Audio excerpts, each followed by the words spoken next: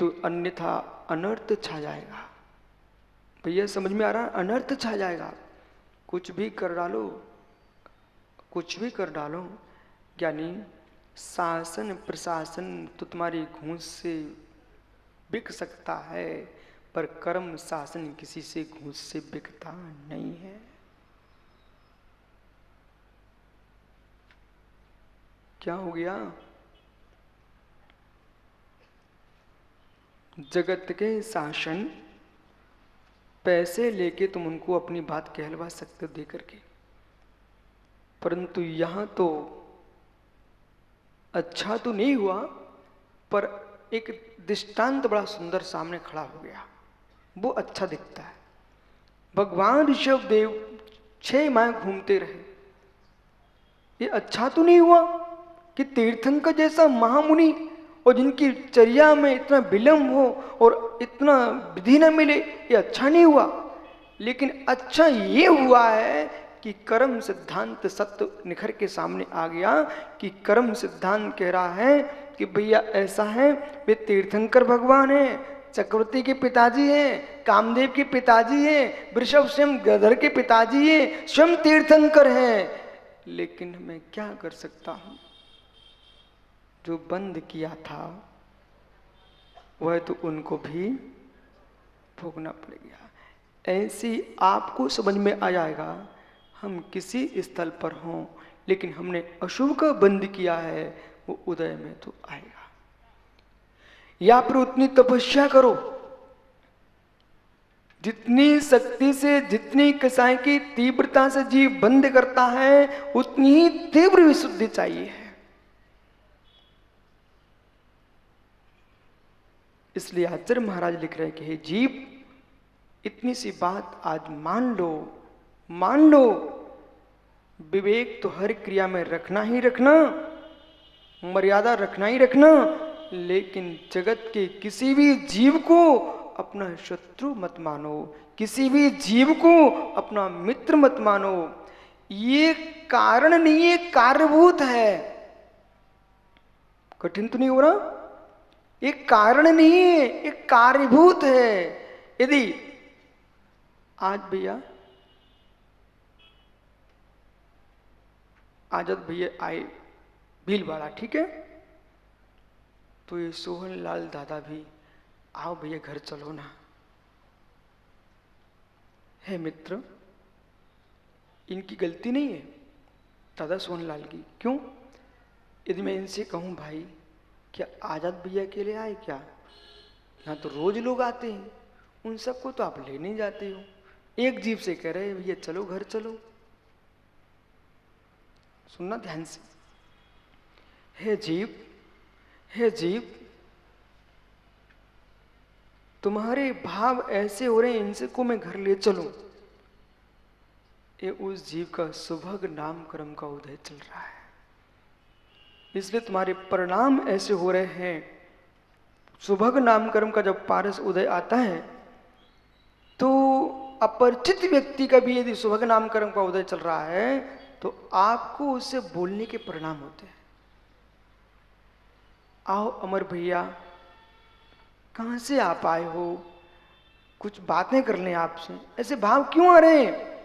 यानी उस जीव का शुभग नाम कर्म उदय चल, जो उससे लोग प्रभावित हो रहे हैं, और जिसका दुर्भग नाम क्रम का उदय चल रहा है ना, वो बगल में आके बैठ जाए, वो आपसे कहे भैया सुनोगे मेरी बात, बोले शांत रहो। ओ, उसे यूं कहा जा रहा, बोले शांत रहो। है जीव, तो आज जब आपको कोई अपना सम्मान करते दिखाई दे, इसे कारण मत मानना, इसे कार्य मानना। समझो ये सिद्धांत, कारण कार्य व्यवस्था समझ में आ गई ना, तो मालूम यदि उनको भी समझना चाहिए जिनका अपमान हो रहा है, उन्हें भी समझना है, जिनका सम्मान हो रहा है उन्हें भी समझना है। तो सम्मान के काल में एक फूले नहीं, अपमान के काल में दूसरा कूले नहीं, दोनों एक कार्य है, कारण नहीं है। बनी हुई रोटी रखी हुई है, सुगानी जी, एक कार्य है कि कारण है? बनी हुई रोटी रखी हुई है, ये तुम्हें कार्य दिख रहा है कि कारण दिख रहा है? अरे इतना सरल विषय है। तो रोटी बनी रखी है भैया, एक कारण दिख रहा है कि कार्य दिख रहा है? और आप भोजन करके आए हो, बस इतना ध्यान रखना। अब बताइए, कार्य दिख रहा है कि कारण दिख रहा है? हैं? कारण दिख रहा है। उनका तो पेट भरा है, उन्हें कारण कहां से दिख रहा है? हे जीव, बनी रोटी रखी हुई है, उसे तो रोटी बनी रखी है, एक कार्य हो चुका है, पर जिसको भूख लग रही है उसे भूख मिटाने का कारण दिख रहा है। हे जीव, जो रोटी बन चुकी है वो लोई कार्यभूत परिणत हो चुकी है। लोई कारण थी, रोटी रोटी देखते ही, रोटी देखते ही उसे लोई का भी ज्ञान होता है कि नहीं? ऐसी ही मित्र, हे मित्र, सफेद रोटी थी कि काली रोटी थी, ये और देख लेना। सफेद रोटी थी कि काली रोटी थी, तो उसमें और भी कारण मिल जाएंगे। कच्ची थी कि वास्तविक में अच्छी थी, तो और भी तुम्हें कारण दिख जाएंगे। रोटी कच्ची देख करके रोटी बनाने वाले की बुद्धि का और ज्ञान हो गया। समझ में आ रहा कि नहीं? और काली रोटी दिख रही थी, पूरी की पूरी, जली नहीं, सहज काली, मतलब बाजरे की रोटी है, तो आपको बाजरा भी दिख गया, दिखा? यही रुक जाइए। जैसे रोटी को देख करके इस जीव को ये ज्ञान हो रहा है कि कारण क्या था, इसी प्रकार से यदि मैं जहां जाऊं, हे जीव, जहां जाए वहां वहीं वहीं मित्र मिलते चले जाएं। एक कार्य है तेरे पूर्व के जगत के जीवों के प्रति, मैत्री भाव जगत में मेरा सब जीवों से नित्य रहे, ये तूने सूत्र बोला ही नहीं था, उतार के जिया था, इसलिए सर्वत्र आज तुझे मित्र ही मित्र मिल रहे हैं। एक कार्य तुम्हारा भूत तुम्हारा कारण था, और आज जहां जाओ वहीं अपमान, जहां जाओ वही अपमान, यानी जो कुछ मिलता वही कहता ये मेरा शत्रु है। तब भी प्रसन्न रहो, एक कारण नहीं है, एक कार्य है। एक कारण नहीं है, एक कार्य है। यानी हम पूर्व में सबको शत्रु बना चुके थे, इसलिए आज मेरा कोई मित्र है ही नहीं है।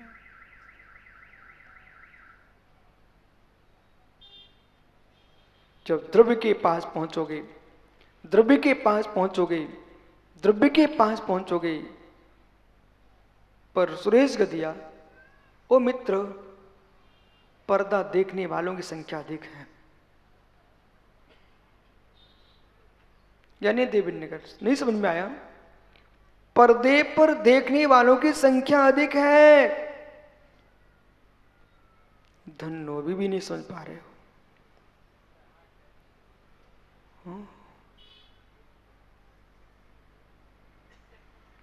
बड़जागती कहां गए तुम्हारे गंगामाल जी? हे जीव, पर्दे पर देखने वालों की संख्या अधिक है। धन्नो, सिनेमा हॉल में पर्दे पर नहीं देखा क्या? देखा है ना? हे जीव, पर्दे पर देखने वालों की संख्या अधिक है, पर जो पर्दे पर दिख रहा है वह है क्या? जो पर्दे पर दिख रहा है वो है क्या? पर नहीं होता तो पर्दे पर आया कैसे?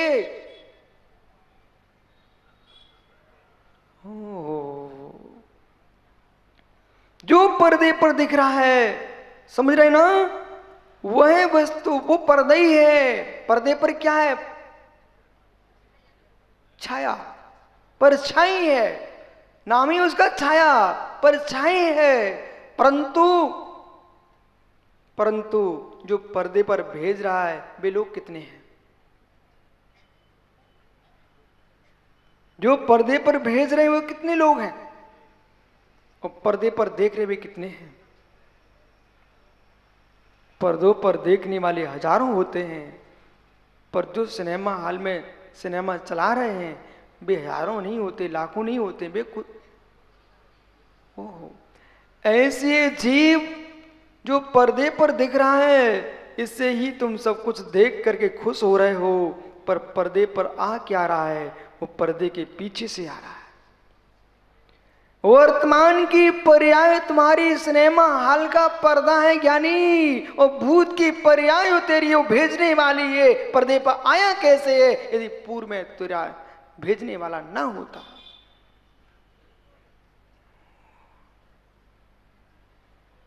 चित्र देख करके आनंद लूट रहे हो, चित्र देख के आनंद लूट रहे हो। जो मित्र हैं यहां, जो मित्र हैं यहां आज, जो शत्रु हैं यहां आज, वे पर्दे वाले हैं।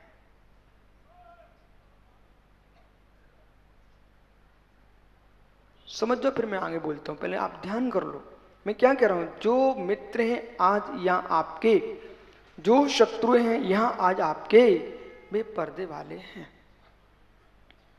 सीढ़ी तो कहीं बनी होती है भैया, जब सीढ़ी बन रही होती है तभी सिनेमा दिखता है क्या? सीढ़ी तो कहीं बनती है, समझ रहे? पिक्चरें कहीं बनती है और दिखाई कहीं जाती है। आप अच्छे से समझ लो, फिर मैं आगे बात कर, क्योंकि वर्तमान में जैन धर्म को समझाना सरल हो चुका है। सीढ़ी बनती और कहीं है, मालूम?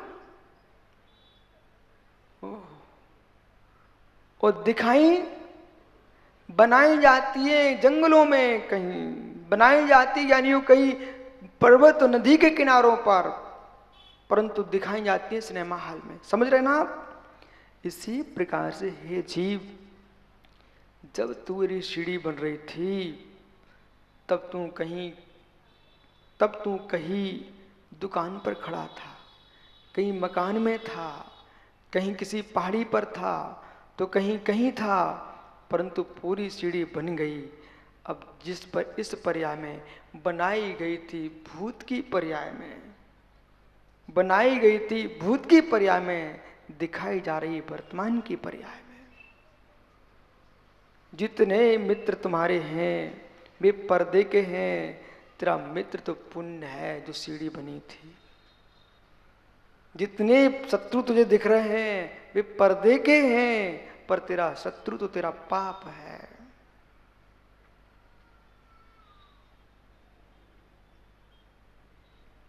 इसलिए जितने शत्रु हैं उनको मित्र, तुम शत्रु दृष्टि से देखना बंद कर दो।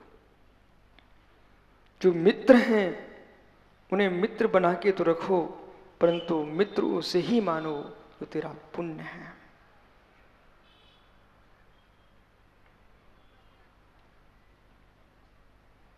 आचार्यों का चिंतन देखो, आचार्यों का तत्व निर्णय देखो, कितना गहरा लिखा है। 17 नंबर का श्लोक खोलो ना। मित्र शत्रुन च विज्ञेयो पुण्य पापे शरीरिणाम जीवे निवृत्तः सार्धम सुख दुख फलप्रदौ।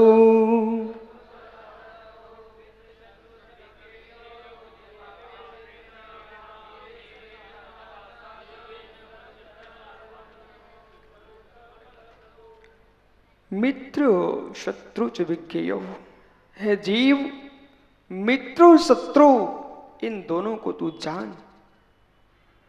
पुण्य पापे, और कोई नहीं।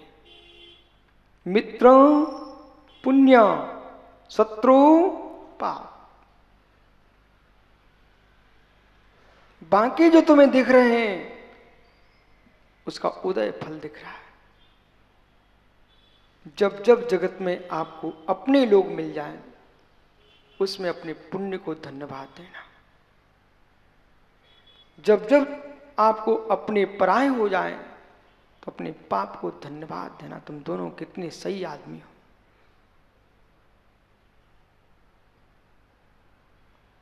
उपकार करने वाले के उपकार को मानने के साथ अपने पुण्य के उपकार को मानना, अपकार करने वाले के साथ अपने पाप के अपकार को स्वीकारना।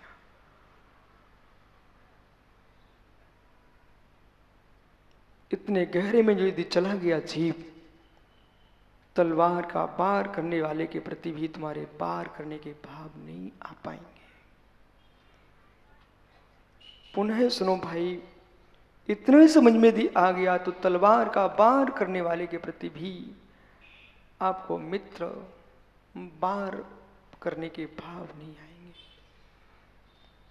बल्कि यूं ही कहेगा, मित्र तुम कुछ भी गलत नहीं कर रहा है, मुझे ये बताने आया है कि जो तुमने किया था वो तुम्हारा फल ये है।